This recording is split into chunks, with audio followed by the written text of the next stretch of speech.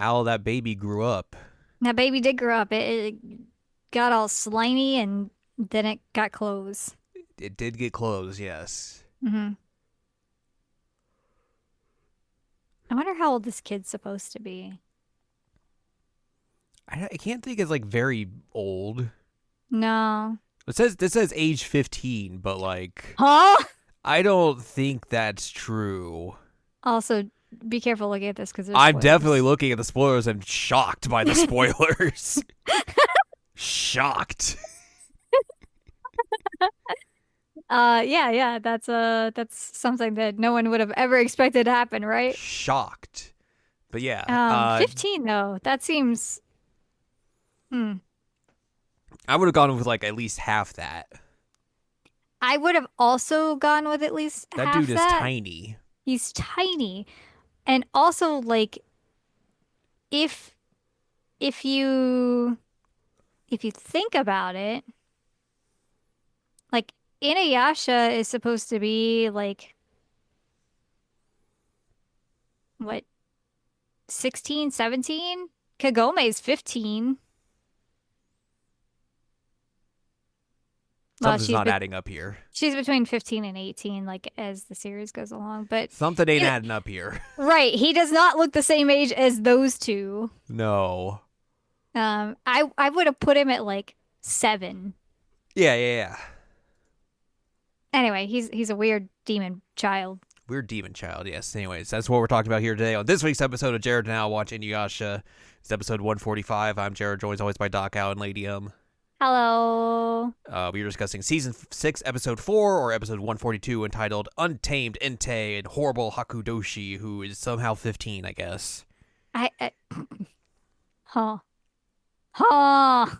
But yeah, we get to meet Hakudoshi, who is the baby that was split in half, or one half of the baby that was split in half, who's now grew up a little bit, I guess, Mhm. and is now just running amok.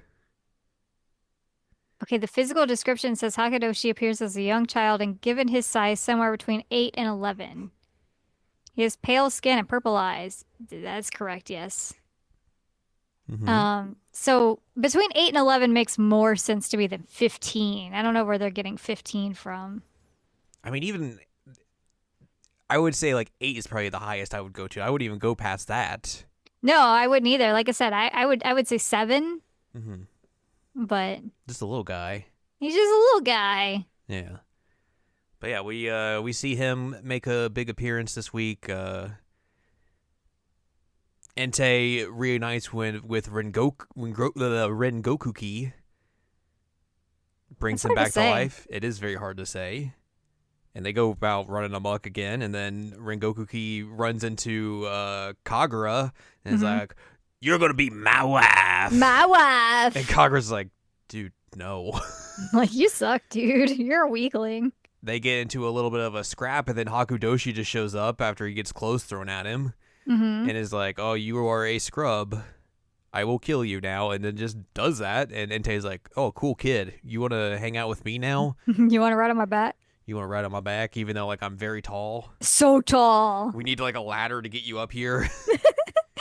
You need a boost. Kagura's like having to boost him up there. She's like, "God, I hate this Ugh. kid."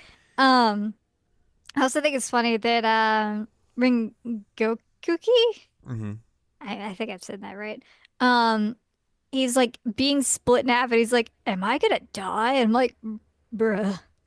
He gets stabbed in the throat and then gets like sliced in half, like kind of through the torso a little bit from his head. And Yeah, it's like, "Oh, am I dying?" It's like, what do you think? that's kind of a fatal blow, my guy. And the kid's like, "Oh, I kind of like this weapon. I think I'll keep it." And she's like, "No, it's too big for you. Duh." The horse is also too big for him. Everything's just too big for him. He's just Ken.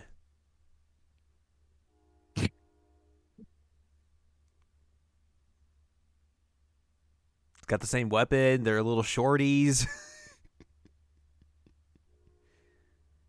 I mean, you're not wrong. on a quest for vengeance. Right? Right? Yeah. Yeah. Basically the same character. Trying to portray themselves as older than they actually are. Yep. Yeah.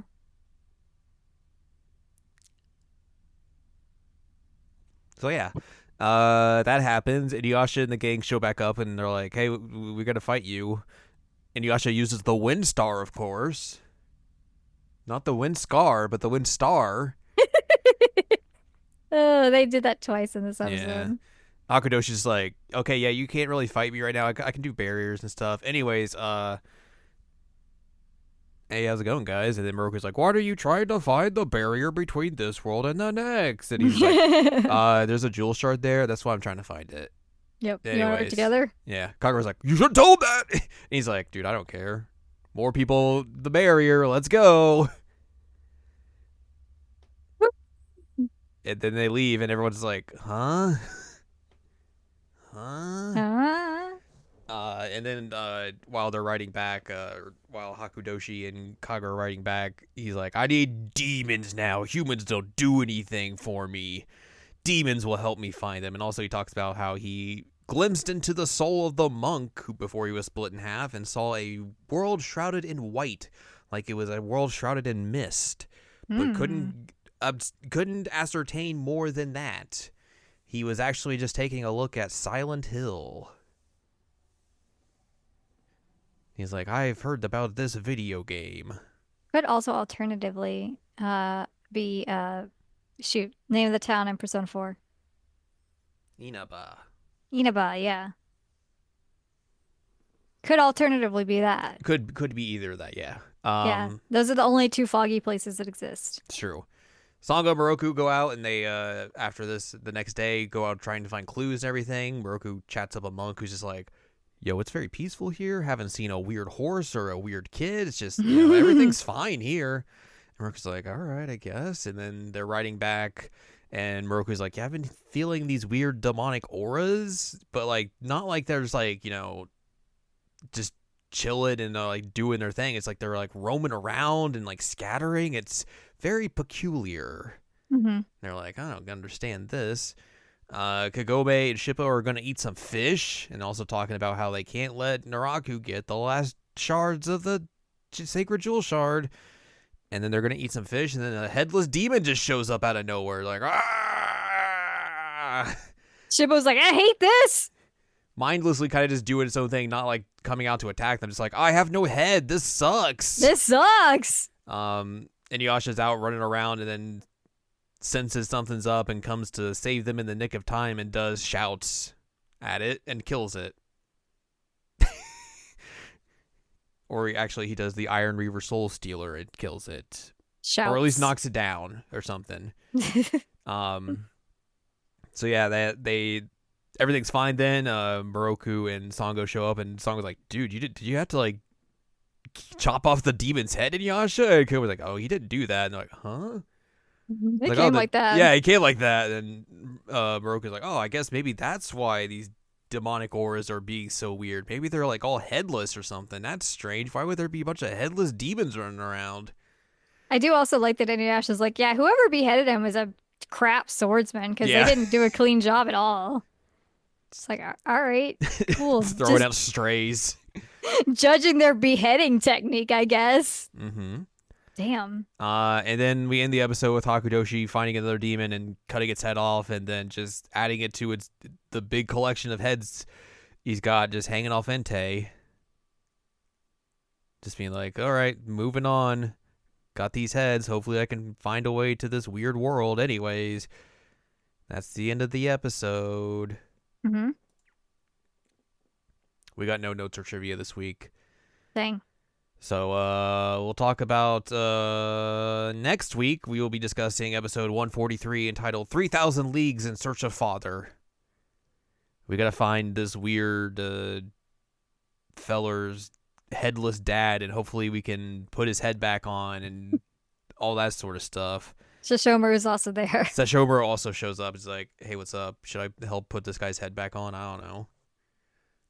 This is not a filler episode, by the way. This is pure canon, so I was definitely from the looks of it, I was like, "Oh, this is a filler episode." Right. Definitely not. Nope. So we'll learn more all about all whatever is going to happen next week. 3,000 Leagues Above the Sea. But for now, if you'd like more from us, head on over to seasonalanimecheckup.com or sac.cool, where you can find past episodes of this podcast and other podcasts like Season Anime Checkup OVA. And also find columns and reviews on the site as well. If you'd like more from Ann Ladium, go to annladium.com. She's got columns and reviews. You can follow us on Twitter and TikTok at Anime Checkup. Follow us on Blue Sky at seasonalanimecheckup.com. You can buy our books, One Shiny Moment, A Critical Analysis of Love Life, Sunshine, Hot Tubs, and Pac-Man on Amazon.com. And you can support us on Patreon, patreon.com/SACOVA.